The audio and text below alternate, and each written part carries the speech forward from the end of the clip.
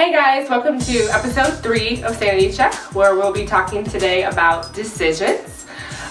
So whether you have a big or small decision, we want to talk about what do you do in those situations. In that, Kendra and I want to kind of give you examples of how we've dealt with some of the decisions we've had to make and how we got past it, and some quick tips and tricks to help from what we've had to learn the hard way so that you don't have to go through it. My example is that probably like a month ago, I had a friend come to me and they inquired about purchasing my house, which initially was like super cool because I kind of wanted to sell the house in the first place. But then like when you start talking about all the logistics and stuff, I got kind of apprehensive, and so I definitely stalled on the process, and I was like, oh well, I have to get the appraisal, or let me talk to some people to make sure like this makes sense and it doesn't mess up like my taxes and stuff. Well, and so I did a whole lot of back and forth, and that's something I always struggled with when making decisions, is that I will second guess myself over and over and over again. So it all worked out. I didn't sell the house. It actually didn't make sense to sell the house, and I was okay with that. What you were saying is basically like not making rash decisions. Yes. Not necessarily overthinking either, Right. but trying to find that Happy middle balance. somewhere in between. Yeah. Which can be hard because you're like, is this the right thing to do? Is it the wrong thing to do? Exactly. What are my consequences going to be, and Right. all that kind of stuff. So. And I think the larger the decision, the more consequences that come with it. So you don't want to be rash about it, Mhm. but at the same time, you don't want to overanalyze it to where you kind of miss the blessing of it and it just falls by the wayside because you took too long. So that happy balance is really important when making any decision that you make. Well, yes, my example is a little bit on a different path.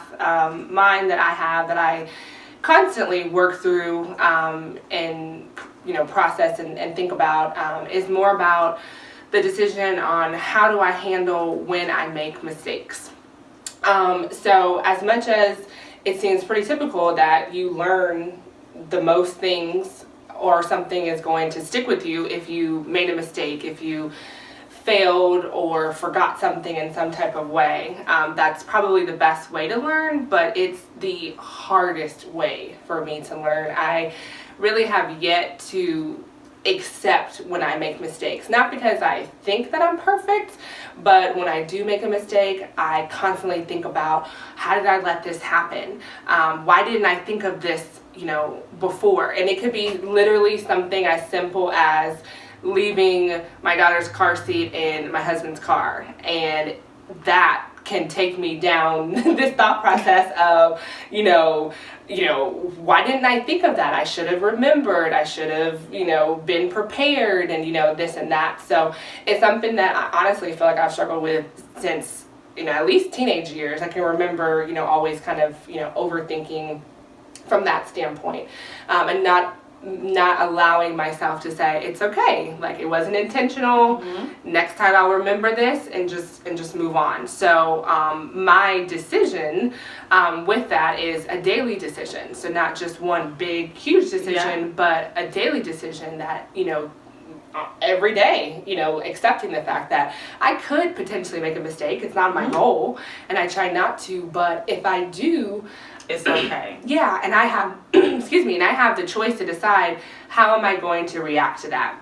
Am I going to allow it to make me think, be self-conscious now about myself, to be insecure about myself, or to just, say, hey, it wasn't intentional, and I'm going to remember this, and next time I'll try not to let it happen. So so now I have that one thing covered, and the next thing that I forget or make a mistake about, that will be a new thing and a new day.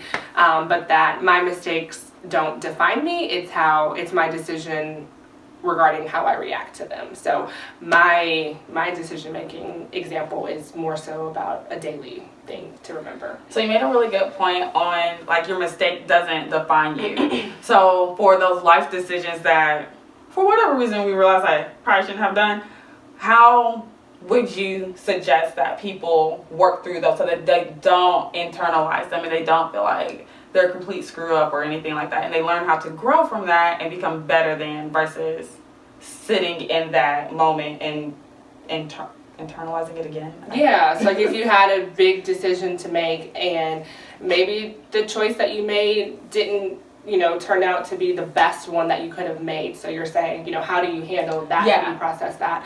I would think that maybe try to think about, well, what led you to this decision? So if there's anything that you could change for next time as far as how you got there, so what was your process, and were there any gaps or holes in that process?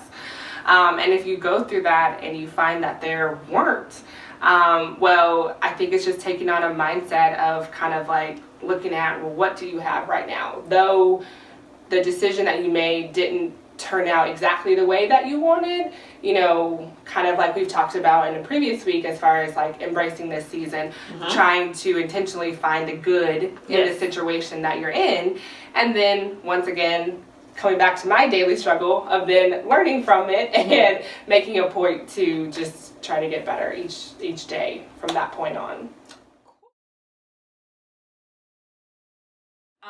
I try to pray about the situation first and foremost before I start even thinking about it, because I don't want the wrong thoughts or my thoughts to go down some rabbit hole that doesn't help the cause.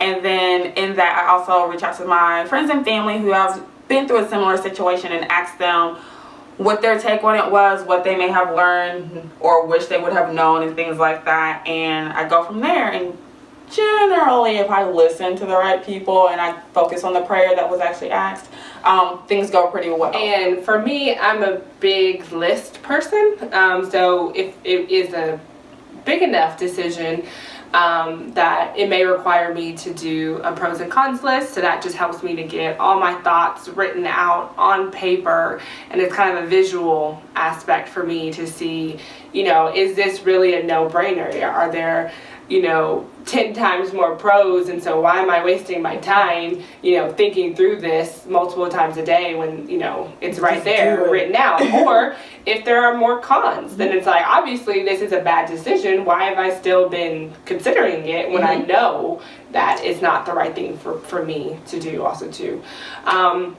And then for other types of decisions, research, I think, is always helpful as well. Research, of course, can come in many forms, as Heather mentioned. That could include, talking to family and friends and getting their advice. For me, that also would include various forms of online research. So whether it's about a buying decision or any other type of decision, okay, let me get kind of some stats and facts to help kind of narrow down if this is a good thing for me or not. So we wanted to acknowledge some of the natural tendencies, some things that usually aren't too helpful, but we tend to do when we do have decisions. It's really just kind of an scapegoat, I think, for us, for actually having to deal with the reality of the situation, right? And to actually make the decision. So whether you are a crier, if you are a worrier, if you are a stressor, if you have any other vices that you use as you're going through these decision-making processes, we just encourage you to find something positive that helps you through these type of situations, so that hopefully making decisions won't be something that is seen as overwhelming, but something that you can get pretty comfortable doing, because we all have to at the end of the day. So when you do make your next decision, kind of sit down, take a second, make sure it's the best decision that you're making for yourself. And if you find out that it's not, embrace the fact that you've learned from it and that something greater may have come than what you expected. So thank you guys for watching, and we'll see you next week. Bye.